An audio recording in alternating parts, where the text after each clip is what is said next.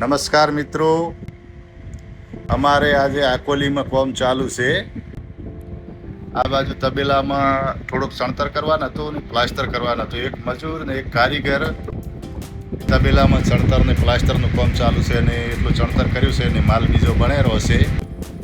દેખો આ મારે મજૂર ભાઈ છે, કારીગર ભાઈ છે. ગરમી બહુ પડે છે. આ બાજુ છે આપણે માડ કહો તો એને ટાળિયું કહો તો મહેમાન માટેનું બેહબા માટે બનાવેલું છે. એની અંદર પોટાશ લગાવવા છે. મિત્રો પોટાશમાં એવું આવે છે ને કે એક એક પથ્થર લગાવવો પડે છે. આપણે ટાઇલ્સમાં ગાદી બનાવવા અને એક એક ટાઇલ્સ ગાદી બનાવવી પડે છે પથ્થરની. અને આ મારો પંખો ચાલુ જ રાખવો પડે છે, ગરમી એટલી પડે છે ને. અને અમારે હિતેશભાઈ છે જો ઢગો બનાવેલા છે અને એના શરવણભાઈ પથ્થર લઈને આવતા હશે. દેખો જો અડધા તો પલળી ગયેલા છે શરવણભાઈ. ગરમી બહુ પડે છે.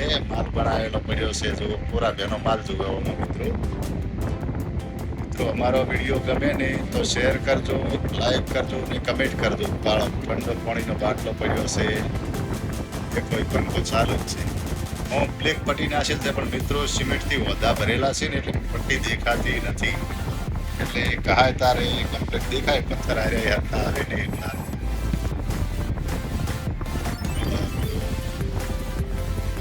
એટલા લગાયા છે ને એટલું લગાયા વગર બાકી છે. તો કારીગર ભાઈ એક એક પથ્થર લગાવે છે.